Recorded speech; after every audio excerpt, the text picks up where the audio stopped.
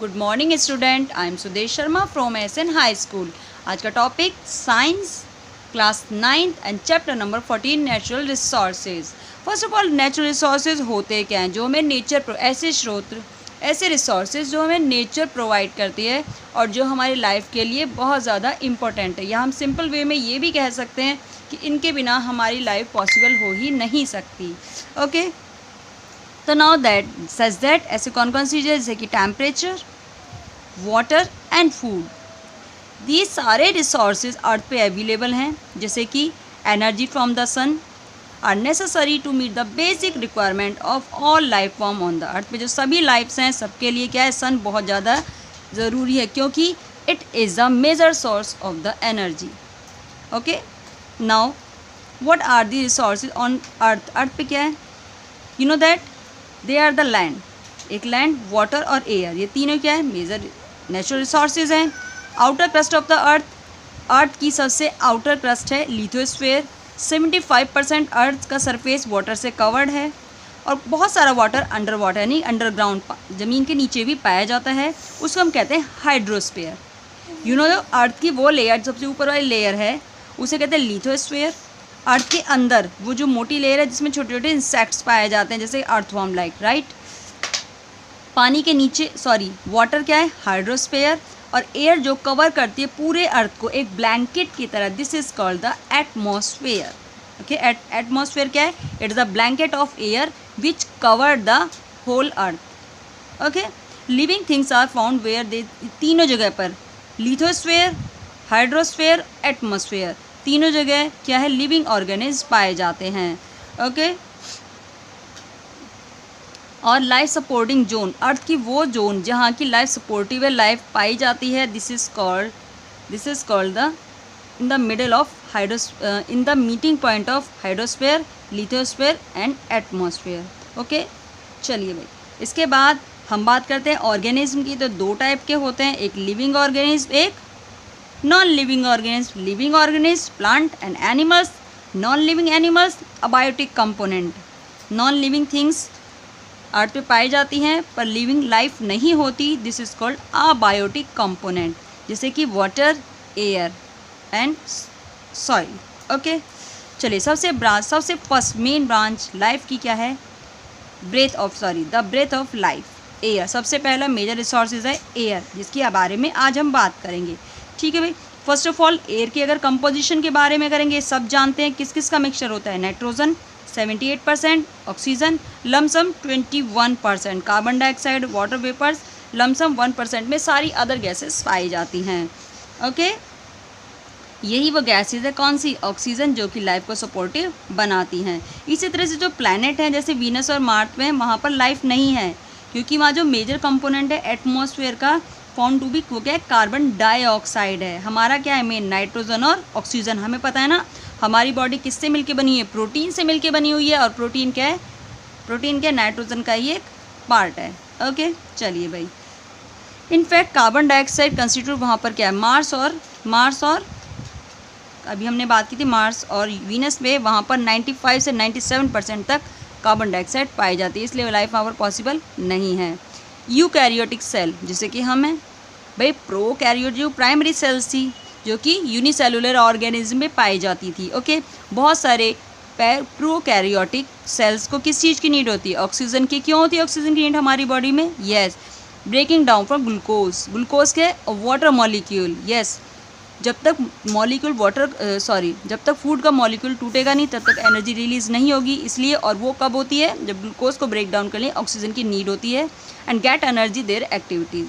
In the result, इस result में carbon dioxide release होती है, और बहुत से सारे प्रोसेस है जिसमें ऑक्सीजन की ज़रूरत होती है, और प्रोडक्शन, कार्बन डाइऑक्साइड का प्रोडक्शन भी होता है, जैसे combustion. You know, combustion when the fuel is burn and light and heat is release, it is a combustion.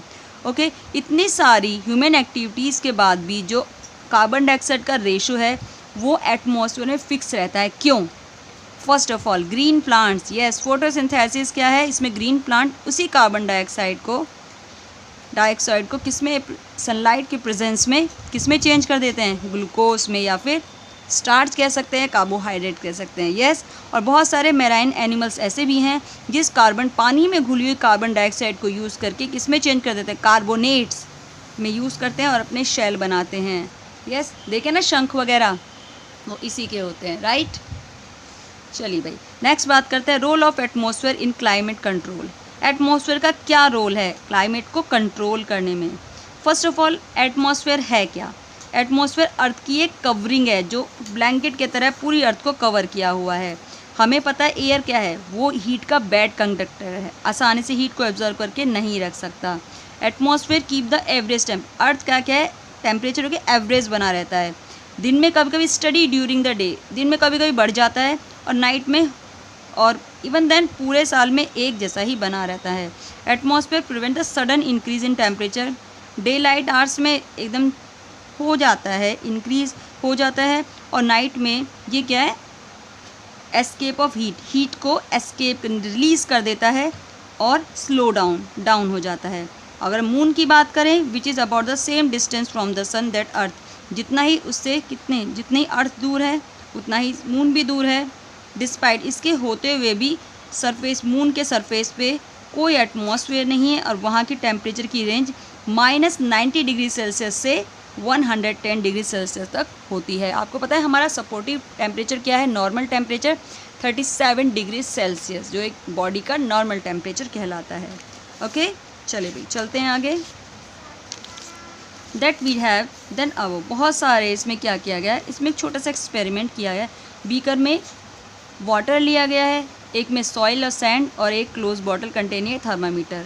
इन सबको ब्राइट लाइट में रखा गया 3 आवर्स के लिए। क्या मेज़र किया गया तीनों वेसल्स में, हमने सब जाना कि सैंड और water do not heat up at the same rate. Sand और वाटर एक ही रेट पर हीट अप नहीं होते, सनलाइट को एब्जॉर्ब नहीं होते, इनकी कूल होने के रेट्स या रेंज क्या है, अलग अलग है, कुछ पहले हो जाते हैं कुछ बाद में हो जाते हैं। अब एयर का मूवमेंट क्या होता है सबको पता है। All feel that relief brought by cool evening breeze after hot day, के बाद जब ठंडी हवा चलती है ना तो सबको अच्छी लगती है ना। उसके बाद बारिश होती है, the really hot weather some days off, और कभी कभी क्या बहुत ज़्यादा हॉट वेदर होता है।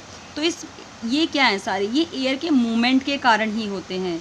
इनके कौन डिसाइड करता है कि कब जेंटल ब्रीज चलनी है, मतलब जो हवा हमें अच्छी लगती है, कब स्ट्रॉन्ग विंड चलनी है, और कब स्टॉर्म तूफान आना है, और कब बारिश आनी है। ये सारा फिनोमिना किसका होता है, हमारे एटमॉस्फेयर का। क्यों?